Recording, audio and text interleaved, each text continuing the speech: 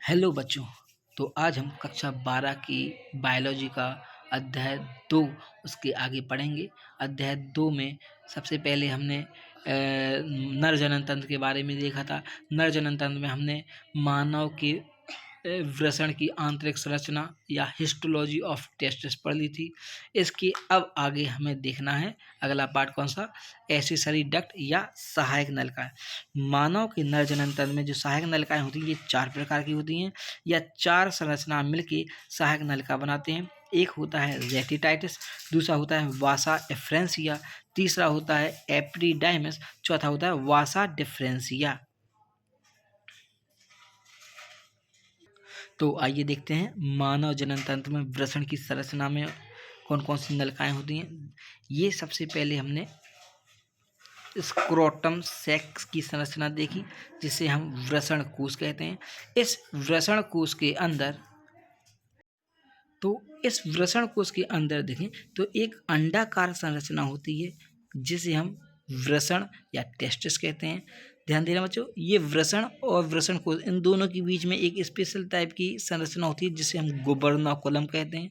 फिर हमने देखा था ये वृषण के अंदर बहुत सारी पालियां होती हैं, 250 से 300 पालियां होती हैं जिनको हम वृषण पालिका या टेस्टिकुलर लोब कहते हैं। इस टेस्टिकुलर लोब में प्रत्येक लोब में 1 या 2 या 3 सेमिनिफेरस ट्यूब्यूल या शुक्रजनक नलिकाएं होती हैं। इस शुक्रजनक नलिकाएं ये जो होती हैं यहाँ से ये आगे जाके एक जालनुमा संरचना बना लेती है। इस जालनुमा संरचना को हम वृषण जालिका या रेटिटाइटिस कहते हैं। ये वृषण जालिका आगे जाके एक लंबी पतली सी नलिका बनाती है। ध्यान देना, ये नलिका कहाँ पे बनती है, ये नलिका यहाँ रेटिटाइटिस के से होते हुए वृषण के किनारे तक जाती है जिसे हम शुक्रवाहिकाएं या वासा एफ्रेंसिया कहते हैं। ध्यान देना बच्चों, वासा एफ्रेंसिया का बहुत सारे क्वेश्चन बन जाते हैं इससे संबंधित। तो ध्यान देना, ये रेटिटाइटिस से कुछ कोशिकाएं निकलती हैं जो कहाँ तक जाती हैं, वृषण की बाहरी संरचना तक जाती हैं। इन कोशिकाओं को या इन पतली पतली वाहिकाओं को वासा एफ्रेंसिया कहते हैं। अब ये वासा एफ्रेंसिया आगे जाके, ध्यान देना, आगे जाके वृषण के बाहर लेकिन वृषण कोश के अंदर एक फूली हुई संरचना बनाती है जिसे हम एपिटीडाइमस या अधिवृषण कहते हैं। ये एपिटीडाइमस भी 3 पार्ट से मिलकर बना होता है। एक हिस्सा ये होता है, दूसरा हिस्सा ये होता है, तीसरा ये। पहला वाला हिस्सा को हम कैपट बोलते हैं, दूसरे वाले हिस्से को हम कॉर्पस बोलते हैं और तीसरे वाले हिस्से को हम कोडा बोलते हैं। ध्यान देना, जिस पर एक गाड़ी होती है स्कोडा, उसी से ध्यान देना कोडा। एपिडिडाइमस 3 भागों से मिलकर बना होता है, कैपट, कॉर्पस और कोडा। अब इस कोडा वाले भाग से फिर से एक नली निकलती है।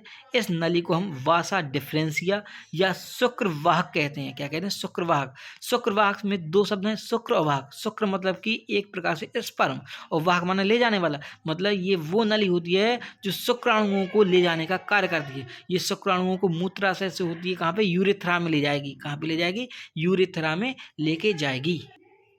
इस प्रकार से बच्चों ये सहायक नलिकाओं के बारे में आपको पता चला कि रेटिटाइटिस क्या होता है, वासा एफ्रेंसिया क्या होता है, एपिडिडाइमस क्या होता है, वासा डिफरेंसिया क्या होता है।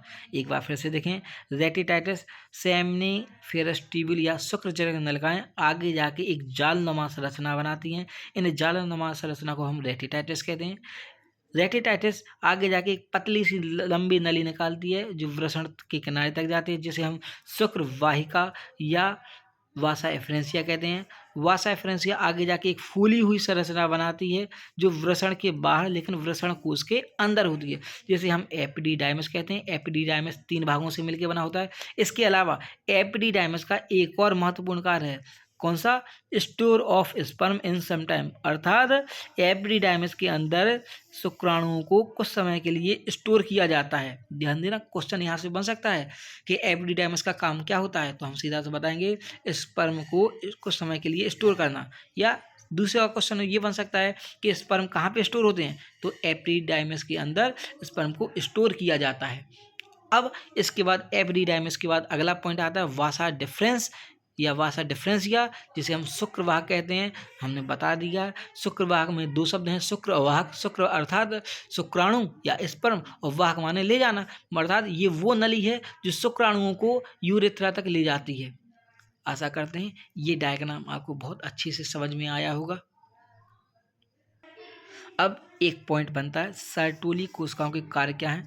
तो यहाँ पे पहला कार्य है, सर्टोली कोशिकाओं का पहला कार्य क्या है, स्पर्म को नरिशमेंट या पोषण प्रदान करना या न्यूट्रिशन देना। दूसरा, टेस्टोस्टेरोन हार्मोन का सीक्रेशन करना, क्योंकि टेस्टोस्टेरोन हार्मोन निकलेगा तभी जाके द्वितीयक लैंगिक लक्षणों का विकास होगा। अब ये जो टेस्टोस्टेरोन है ये एक प्रकार का एंड्रोजन हार्मोन था। ओवरऑल देखें तो टेस्टोस्टेरोन एक प्रकार क्या है, स्टीरॉयड हार्मोन होता है।